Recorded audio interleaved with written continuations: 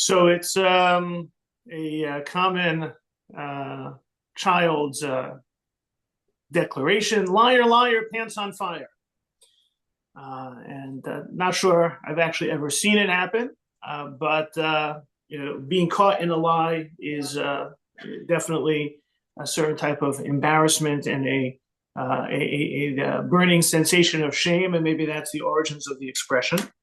But for our purposes, in terms of the idea of truth and falsehood, obviously we have the expression "Chosamo shel Hakadosh Baruch Hu Emes," that Hashem's signature essentially is, if God was signing God's name, it would be Aleph Mem Taf, Emes, truth. And so this idea of calling someone a liar and lying is really kind of violating God's name. Also, the idea that when we think about lies and truth, there's always the sometimes the idea of mutar l'shanos mipnei hashalom, that maybe can you lie for the sake of peace? The famous Gemara in Ksuvos, when Ketzad meraktim lifnei hakala, how do you dance before the bride? Which is not just about the dancing at a wedding, but it's how do you describe, how do you make everyone happy? And so Beis Shammai famously says, "Kala kamo shehi." You call it like you see it. However ordinary or plain or otherwise it may be. And Beis Hillel famously says, "Kala noa v'chasuda." What do you mean? Every bride is beautiful. And so that got me thinking about truth and falsehood, as well as seeing this headline, source number one, about polygraphs, right? Lie detector tests, right? The idea of getting caught in a lie with a lie detector test, and how what are the consequences of that, and also maybe what might be the halachic validity of that. So when George Maskey applied to work for the FBI in 1994, he had already held a security clearance for over 11 years. But soon a machine and a man would not come to the same conclusion. His application to be a special agent had passed initial muster. And so in the spring of 1995, according to his account, he found himself sitting across from an FBI polygraph examiner answering questions about his life and loyalties. He told the truth, he said in an interview with Undark, but in a blog post on his website, he recalled the examiner told him that the polygraph machine, which measured some of Mashke's physiological responses, indicated that he was being deceptive about keeping classified information secret, and about his contacts with foreign intelligence agencies. My entire career prospects were basically shattered, said Mashke. How could I have told the truth and failed the polygraph? Scientists, the press, and the justice system have also derided polygraphs as inaccurate. Research has suggested that the physiological signals they pick up are prone to false positives and not enough true positives. Questions about their scientific validity are, in fact, why they're not admissible in most U.S. courts. Given these drawbacks, scientists are investigating whether better options for lie detection exist, more grounded in evidence and technologies that weren't available when the polygraph was invented. Some of those options aren't more accurate than the traditional method, but others are showing more promise. All right, so how can we tell if someone is lying? Right, hence, if their pants are on fire, then we know they're lying. But anything short of that, how do we know? How can we prove it? And once we start talking about certain burdens of proof, and that may be able to give us indication of a person is lying or not, well, how does that influence us from a halachic perspective? Any questions, comments, reactions before we jump into the halachic discussion?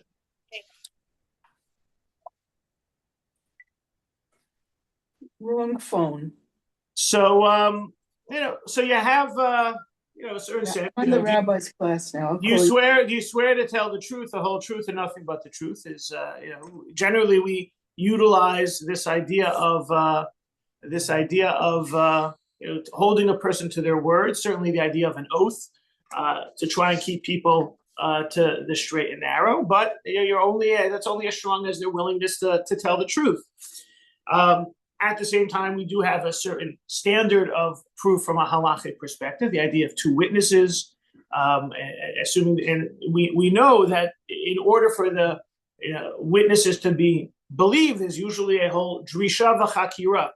Usually you'll have an investigation. You'll ask them questions to get a sense of making sure that they're telling the truth. If it's two witnesses to a specific event, you might question them separately to make sure they're seeing the same thing or the same way. At the end of the day, you still always have the dayanim, the judge or the judges, depending on what type of beit din case there is. And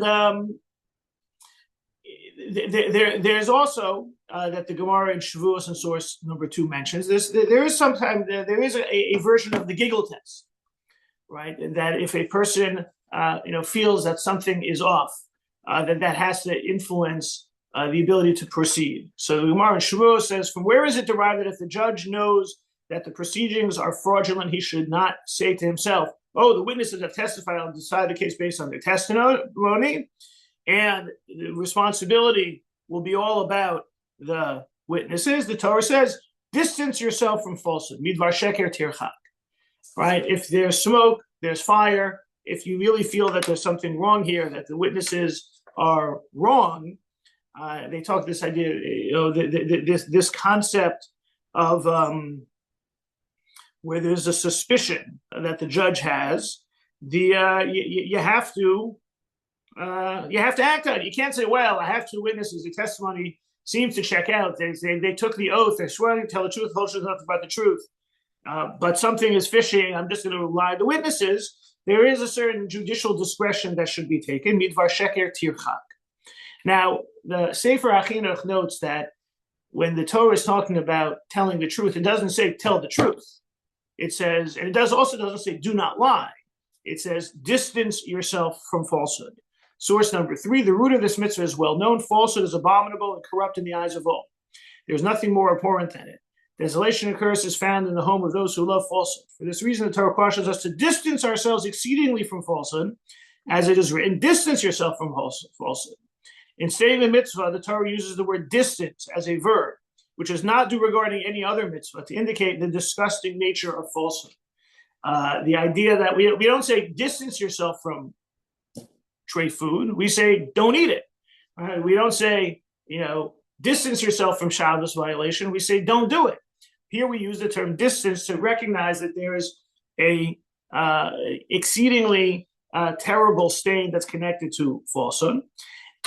I think you also have this recognition that there's going to be a spectrum. Sometimes things which are true or may seem true based on the technicalities, like the witness's testimony, may not pass the smell test. Or sometimes saying the full truth can be harmful. There's a recognition that when it comes to truth, we want to highlight it beyond the category of a regular mitzvah that's easy, yes and no, truth and falsehood, and the like.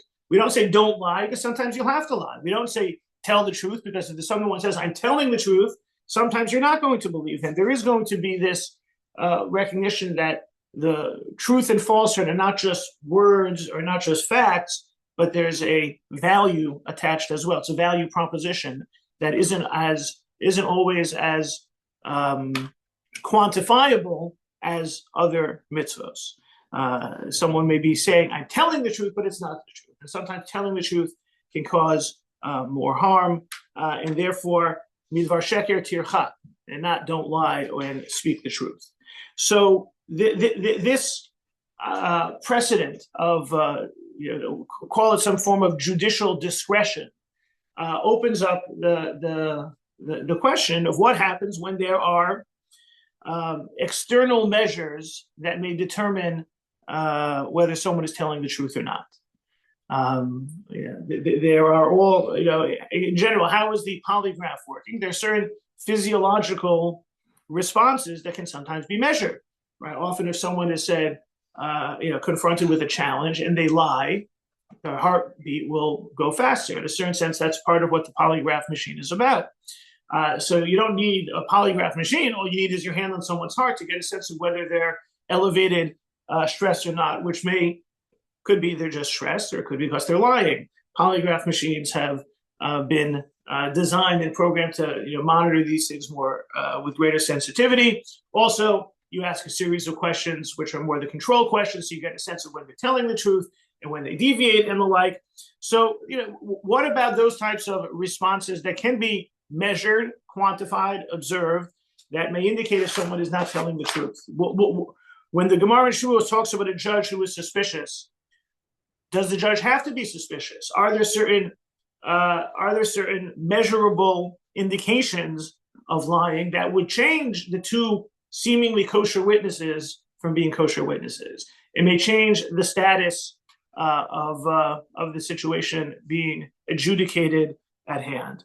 And so this came up. Rabbi Yehoshua Baumel, in source number 4, this is he is in the late 19th, early 20th century, and he asks about Masha Sha'alta al Davar Hamechuna Ha'elektris Hanikra lie detector. They asked him about a lie detector test. The electric machine called a lie detector. Umatarasa legalos hasheker aydesha edo abaldin manich yado al hamechuna beis hagadas ha'edus. Person is putting his hand on the machine during the testimony. V'mishaker naser roshim b'hamechona, and it makes it's noticeable on the machine. V'chein hamtza hachadasha hanikras truta serum. What about the truth serum that has been developed? Let's say you have the possibility of giving somebody, a certain drug that will force them to tell the truth. So what about that type of it? What happens if you have that, and they, should this be something that the dayan should administer? Right, so with the truth serum, which will put the person in such a state that will be able to give him answers. He'll have to tell the truth. And do these innovations have a form of Torah utility? He says,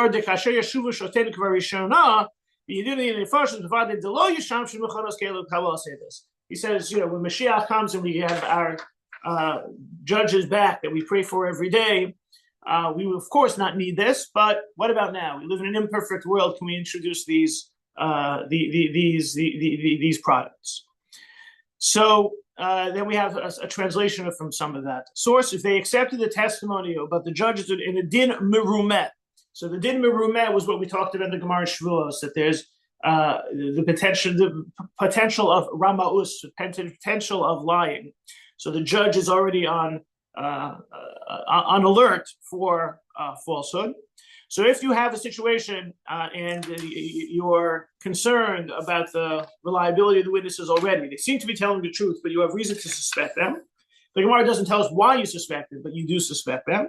If you have that case and you have a lie detector and the machine's needle is vibrating, which indicates that the witnesses are lying, it appears clear that their testimony is void. Although the machine is not absolute proof they are lying, only an assessment that they are not telling the truth, and it is in the category of umdana demuchach. Umdana demuchach would seem that this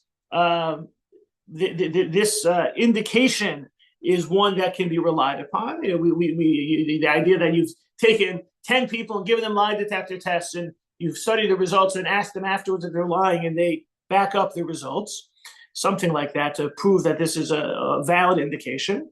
Nevertheless, we may certainly not rule based on their testimony. Right, so this is something that gives us some indication. It can't be the complete rule, as we saw in Sanhedrin. Right, it is evident from the words of Tosfos that we know what is fraudulent, the testimony is void. At the end of the day, you can't decide a case on a lie detector test, but if you know someone is lying, you think someone is lying, and you have additional indications that they're lying, their testimony is void. Via the umdana demuchach of the machine, the testimony is certainly a category if we know that it is fraudulent.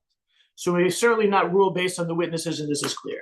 So you can't judge a case on it, but you can disqualify the witnesses based on it. That's Rabbi Baumel's indication. He says it's no different from the case of the Gemara. The Gemara says if the judge suspects the witnesses, he has a responsibility to push and press and find out if they're telling the truth or not. And same thing here. We're not going to decide a case based on a lie detector machine, but if the pants are on fire, the machine indicates they're lying, we can disqualify the witnesses from the case under consideration, in a certain sense, accepting the lie detector as one of the means to get to the end of the case, but can't be the ultimate determinant. Now, you may not have a case without the witnesses, But that's not what Rabbi Bammel is saying. He's saying, look, you have a suspicion because the witnesses failed a lie detector test, that it can be part of their disqualification from being able to testify. And however the case will now be determined, so be it. Now, this is similar. We've spoken before about the use of modern technology in terms of deciding certain cases in halacha. What about video testimony? What about DNA evidence? Well, all of these are issues that have been introduced. These innovations that have been introduced and how it impacts cases. We know, unfortunately, after 9/11, DNA became a subject of discussion, and on some level, they never used the DNA as the only determination, but it definitely was could be combined with other types of evidence, which in the times of the Talmud they may not have thought of, to try and understand certain presence or certain evidentiary threshold. Like, for example, if a person had swiped their ID to get into the building, that might help us indicate whether the person's in the building or not. Now, it's not foolproof because someone else could have their ID, but this is the idea of recognizing that there aren't only just the idea of the two witnesses swearing they're telling the truth. If the judge sees something as fishy, Gemara says that's din meruma, there's a suspicion, he has to act upon it. Rabbi Bammel is saying the lie detector test, when they fail it, can lead to their being disqualified as witnesses, and then you have to decide the case on other basis. Rabbi Moshe Feinstein utilized this idea with regards to trying to get a sense of what a person's wishes are. Source number 5, a sick person who's not able to speak or even to nod his head or gesticulate in any other manner. And we discern his intention to divorce his wife via the polygraph machine that displays his heartbeat and similar physiological signs. This too suffices to indicate his intention to divorce. So if at that time they examined him with respect to other matters and saw that he answered correctly with knowledge and understanding his responses, they immediately asked him if he wishes to give his wife a get. We may rely on this. Right? The situation is, if the choice is for a person who is on their deathbed, the wife to be a widow or a divorcee, generally, there are limited ramifications. Marrying a Kohen being one of them, but often what could be the situation is if you end up with where there are no children, and therefore the wife would then have to be a yibum situation or a chalitza situation, and you don't know where the brother is. Sometimes there are benefits for the woman to be divorced, and Rabbi Feinstein is saying, look, a person is sick, they might be on death's door, and you want to find a way to indicate if he's willing to give his wife the get, to authorize the rabbis and the Beit Din and everyone to issue the get. You can ask a series of questions, and you can use the polygraph machine to confirm his desire based on how he's based on his physiological reactions to some of the other questions, and then for issue the get. Now, we could argue that in this case, if he's going to pass away, the woman will be unmarried one way or the other. And so I think that that extremist situation is part of it. But here we see, again, we're not necessarily deciding something transformational per se based on the machine, but it's an indication of something that confirms a desire. And so both Rabbi Baumel in discussing the disqualification of witnesses and Rabbi Feinstein in terms of utilizing the evidence that comes from the polygraph machine and being able to confirm that it does, in fact, give us an indication of a person's will, seem to accept the machine. So that's those who seem more willing, because they're also looking at other situations. We know we already have a precedent that if the judge is suspicious, you may have to suspect and look at disqualifying the witnesses. We have the idea that there are other ways to discern a person's will. Certainly someone who is in a category of, the end of life, if we can understand what they want, we can move forward. But not everyone is so willing to do that. Rabbi Eliezer Yehuda Waldenberg, the Tzitz Eliezer, was asked about a question, L'shloach es ha'isha lebedika b'mechuna emes. That's what he calls it, right there. He saw that Rabbi Baumel liked the lie detector, and he's calling it a mechunas emes. This is our truth machine. And so they're dealing with a situation. What about a lie detector test? So just a word of background on the case that Rabbi Waldenberg is dealing with. It's similar. Rabbi Ovadia Yosef is also going to reference this case. We're going to see his position in a few minutes. These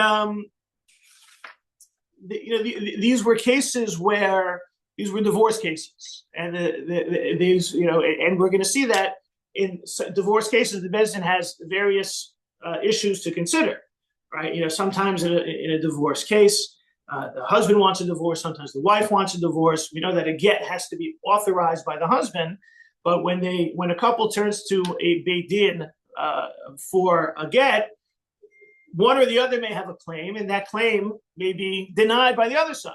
So the wife may say that the husband is X, Y, or Z, and the husband denies it. Or the husband may say the wife is X, Y, or Z, and the wife will deny it. So the case that Rabbi Waldenberg was dealing with is that the divorce was claimed by the wife, and the husband accused the wife of infidelity. And that will make a difference in terms of whether or not they have to pay out the ketubah, or how they can push back on the wife's claim for wanting the divorce if the wife has cheated on her husband. And so in the cases at hand, Rabbi Waldenberg and Rabbi Ovadia Yosef said, the wife says, I'll take a lie detector test that I didn't cheat. And so, how will that play out? In terms of the Beit Din deciding what course of action to take in this divorce situation. So Rabbi Waldenberg wrote, in my opinion, there's no place at all for this in halacha, both because the machine has no ability to prove anything with certainty, and because many problems commonly arise for various reasons, as even secular court judges admit. If it's not accepted in secular courts, why should the Beis Din accept it? And Chazal already established for us in Psachim that one of the 7 things that are concealed from human beings is that a person does not know what is in his friend's heart. At the end of the day, we don't know what's in the heart. So what are you telling me the machine can tell us, or the truth serum can tell us? But the primary reason to reject it is that it is a decree of the Torah that only by the word of 2 witnesses shall matter be confirmed. So in this situation, you don't know who's telling the truth, who's not telling the truth. We know that the Torah says 2 witnesses is the only way we can know one thing or another. And that would be the same for the husband trying to prove the infidelity. So don't tell me about what a person thinks and what a machine can discern. Witnesses is the only way to go. Now, it is interesting that this idea of how that plays out with what we saw before, that there's some form of judicial review or some sort of discretion that we have, but it seems that and again, it could be that the Rabbi Waldenberg is talking about that specific case, but this idea of the judicial discretion that we saw in the Gemara in Shavuos is also found. By the way, the Rambam describes the adjudication process. Source number 7, a judge may adjudicate monetary cases based on factors that he is inclined to regard as true and that he feels strongly in his heart or so, even though there is no clear proof. Needless to say, if he knows something with certainty, he should judge according to this knowledge. All such matters are given over solely to the heart of the judge to decide according to what he sees to be the true judgment. For what thing did the Torah require 2 witnesses? When 2 witnesses come before the judge, he must judge according to their testimony, even if he doesn't know whether they testify truthfully or falsely. All this is the basic law. But when improper courts proliferated, even if they were proper in their deeds, they weren't sufficiently wise and viewed with understanding, most Jewish courts agreed, and Dayan should not adjudicate based on the reliance of his mind rather than on knowledge, in order that every layman not say, my heart believes this person's words, my mind relies on that. Right, so the Rambam doesn't seem to say that you always have to rely on 2 witnesses. There does seem to be a certain discretion that's built in, especially as improper courts proliferated. As the Radvaz comments on the Rambam there, we can learn from here that if a Dayan knows the witnesses testified falsely, he should not say responsibility for miscarriage of justice will hang around the necks of the witnesses. Rather, he should judge based on what he knows and not be concerned about the witnesses. Right? The Radvaz says this is exactly what the Gemara in Shavuos is talking about. We have to. There's a certain amount of judicial discretion, especially where there's smoke, there's fire, where there is a suspicion, and so. So, this idea that you have to rely always on 2 witnesses, it does seem to be softened in other places. And again, Rabbi Waldenberg may have been describing, using it in that case in terms of whether, it's clearly an emotional, topic. The wife wants a divorce, the husband doesn't want a divorce, he accuses the wife. That there could be, that aspect, because we know that, emotionally speaking, the emotions can get in the way. And that's exactly what Rabbi Ovadia Yosef seems to indicate in this case, that he was also a part of the adjudication, right? And he says, source number 9, right? The polygraph. Right? It's a weaker indication. I feel if we don't follow it, even to support a claim. Well, because he's worried, and you see in English, there are particular reasons for the subject's excitement, elevated blood pressure. There are no compelling grounds, whatever, to establish she is lying. It could be emotional, right? They talk about different ways to control it, and hold your breath, think happy thoughts, step on a thumbtack, all sorts of things to regulate your responses and how the machine picks up how you're responding. And then he says that it could be b'meshech hazman. It could be that, course of time, scientists will improve the machine to be more truthful and accurate. We might adjudicate per its results, but currently it does not seem reasonable to me to rely upon it. All right, we'll have to see what happens. And, kind of echoing what we, echoing both Rabbi Waldenberg and Rabbi Ovadia Yosef seem to echo what we saw originally in the article. It's not accepted in secular court. It has its limitations. Maybe there's other types of technology that could help prove this more definitively, and the like. And so this idea of utilizing the lie detector case here would be problematic, both in terms of its reliability and its track record. It hasn't been accepted in secular courts, and the like. And there seems to be a concern that once you start using this as a precedent, it could sometimes not delegitimize, but it could sometimes disincentivize one side or the other. Everyone will say, take a lie detector test, and then maybe, again, you have someone, the wife wants a divorce and says the husband is X. The husband says, I'm not X, I'll take a lie detector test. Same way the other way around. The husband says the wife is not being, is cheating. She says, I'm not cheating. We see that this can go in a different direction. There was an article back in 2020, source number 10. Rabbinical courts' use of polygraphs in divorce proceedings unnecessary. Prominent women's rights group, the Center for Women's Justice, this is in Israel, has expressed concern in opposition to what it believes is the increasing use of polygraph tests by the state rabbinical courts in divorce proceedings. Right? We saw that Rabbi Waldenberg and Rabbi Yosef, they were dealing with the case in Israel, in the Israeli rabbinate's use of polygraphs. They said no. But it seems that there seems, over time, over the 30 years since they dealt with the situation, they were being utilized. Organizations that were 3 such cases in recent months and argues that the tests are unnecessary given the weight of other evidence presented to the rabbinical court.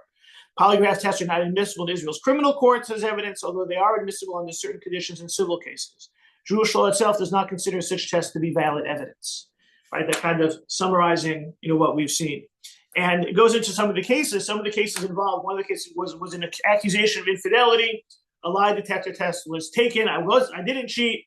And then the offending party sent a video of the offense to countermand the lie detector test saying the person didn't cheat. So it can get very, very messy. As well as if you start introducing lie detector tests, polygraph tests to get a sense for a person, oh, you're so sure when you back it up with a polygraph, what happens if the person says, I don't want to take a lie detector test? And that can be held against them, right? In response to questions from the Post, the Rabbinical Courts Administration acknowledged that although litigants are at liberty to refuse the test, doing so can negatively impact their case. That doesn't bode well. When does it negatively impact the case? Does it negatively impact the case if you say no to a lie detector test, regardless if you're the accusing or defending party? Right, you can see why the Center for Women's Justice is concerned. If you don't have an objective mechanism of applying this or not, you could end up with it could lead to one side being more on defense than the other. So ask whether polygraphs constitute evidence admissible by Jewish law. The administration said that polygraphs only constitute evidence if the litigants agree that the accuracy of their claims can be clarified by the results of a polygraph, and therefore, through their agreement, the polygraph does have an evidentiary basis. Right? This is essentially what we're seeing. It kind of is an interesting response from the rabbinical courts by saying it's not evidence, but if the side says use it in my defense, then it could be as evidence, and if they fail the lie detector test, it can be held against them. Now, the fact that if they're offered and refuse to take the lie detector test, that also being held against them, that's not necessarily halachic. That's just what you feel about someone. If you give them the chance to prove themselves but not, that can be difficult. The rabbinical courts administration said that the use of polygraphs in the rabbinical courts had begun several years ago, but said it did not know when the practice had begun. Right? He wasn't as familiar with Rav Waldenberg and Rav Yosef's addressing this previously.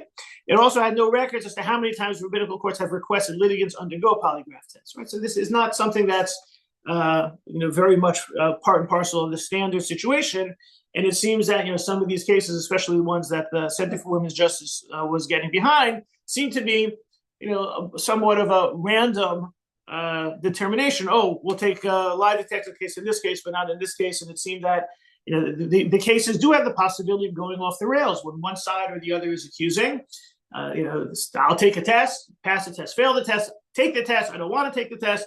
Right? We're worried about there not being a real standard that's being followed, and that is because halacha doesn't give this objective status; it gives it subjective status. That if as we saw, Rabbi Bauer was saying, it's not the proof, but it could give us some indication of where we can be suspicious. Where Moshe finds it gives an indication what the person feels in a situation where it can be advantageous to both parties. But when you have a competition, when you have a conflict, then you see, Rabbi Ovadia Yosef and Rabbi Waldenberg not wanting to let this be the determining factor. And even if you want it to be more subjective and kind of in the deliberations, you see, how that can end up can end up harming one party or the other, as in this case, from 2020. And on some level, this is because as we began our conversation, MS truth is a value to pursue, which means that it doesn't always have objective criteria. Rabbi Elio Dessler, source number 11. What is truth and what is falsehood? When we went to school, we were taught that the truth is to tell the facts as they occurred, and falsehood is to deviate from this. And I like to think Rabbi Dessler is thinking about the liar, liar, pants on fire declaration. This is true in simple cases, but in life, many occasions arise when the simple definition no longer applies. Sometimes it may be wrong to tell the truth about another person. For example, if we reveal something negative about them, unless there was an overriding purpose and necessity. And sometimes it may be necessary to change details when the plain truth would bring not benefit but injury. In such cases, what appears to be true is false, and since it produces evil effects. And what appears to be false may help to achieve the truth. We had better define truth as that which is conducive to good and conforms with the will of the Creator, and falsehood as that which furthers the scheme of the prince of falsehood, the power of evil in the world. And because of those high, lofty aspirations for truth and avoiding falsehood, we see how implementing this in the real world becomes complicated. And the idea of, certainly when there's an adjudication taking place in a Beit Din setting, it makes it even harder.